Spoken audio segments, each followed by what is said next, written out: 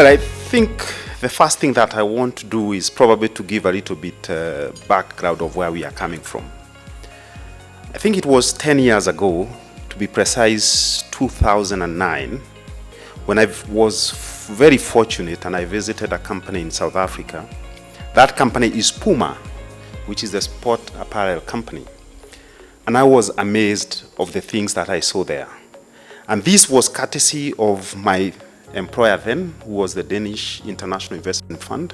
And this fund, what it was doing was that it was investing not only for financial returns, but also for social and environmental returns. Now, they had picked a few of us who had this private sector mentality, that it is all about profit, to go and see how it can be done when you combine people, planet, and profits.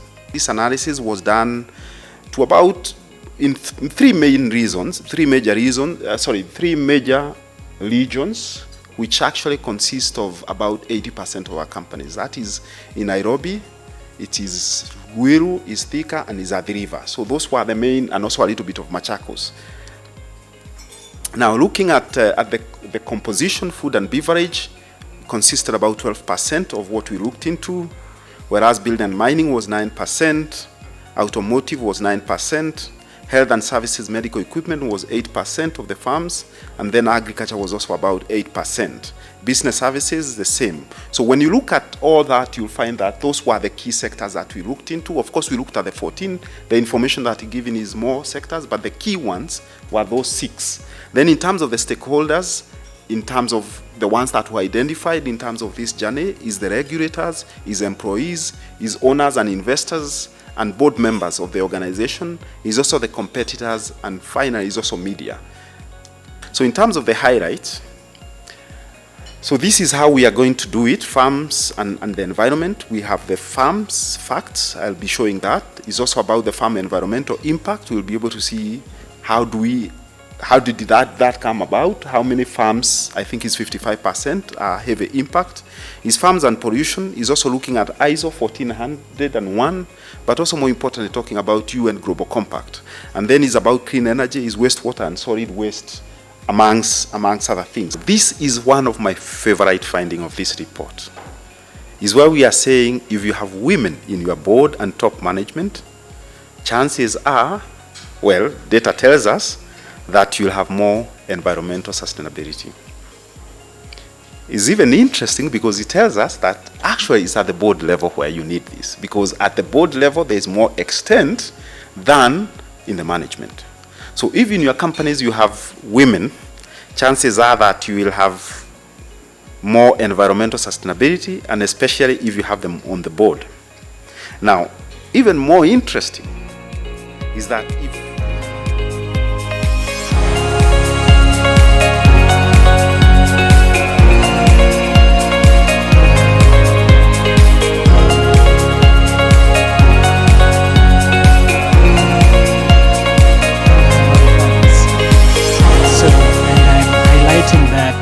so that we pay particular attention to what the law says. We are not operating in a vacuum. We have a framework law on environment called the EMCA, Environment Management and Coordination Act.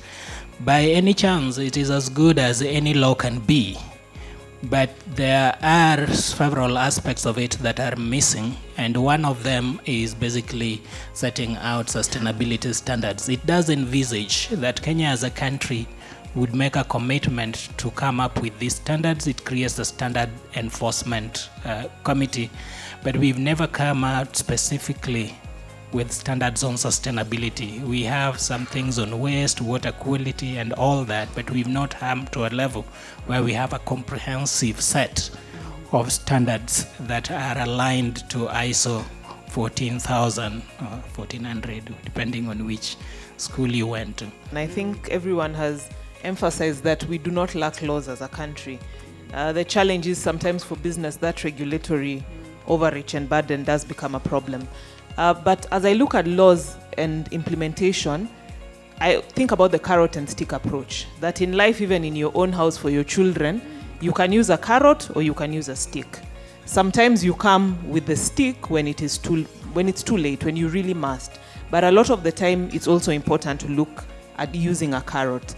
So things like having incentives in place, where you incentivize businesses to drive their behavior. We've seen that happening in tax incentives, for example. Last year, we saw a reduction in corporate tax for businesses that are going to invest in recycling.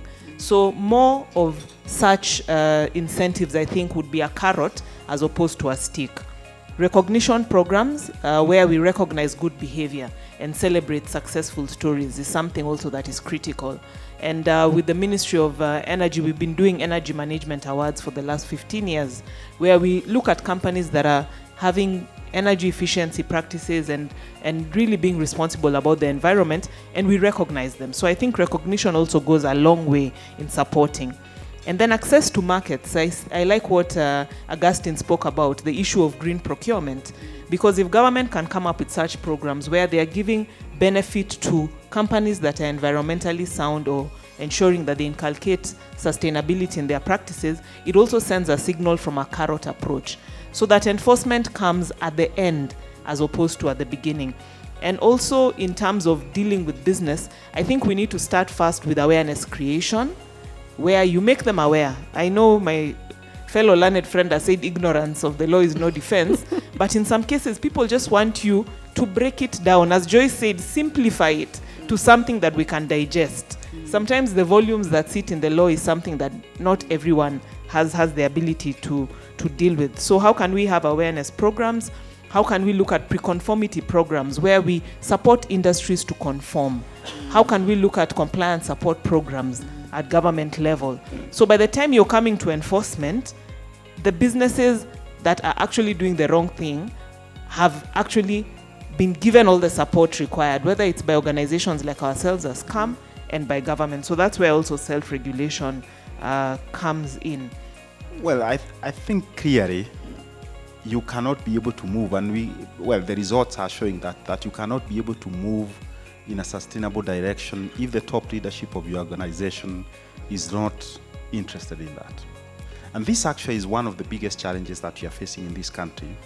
And hopefully, together with KAM, I think one key thing that we probably need to do is to bring in like 400 or 500 CEO in a room and tell them the story. Because the moment they buy the story, and you can clearly see which are the most sustainable companies in this country. They are big organizations. We are talking about Safaricom, we are talking about KCB as an example. Look at it from the perspective, who is championing that?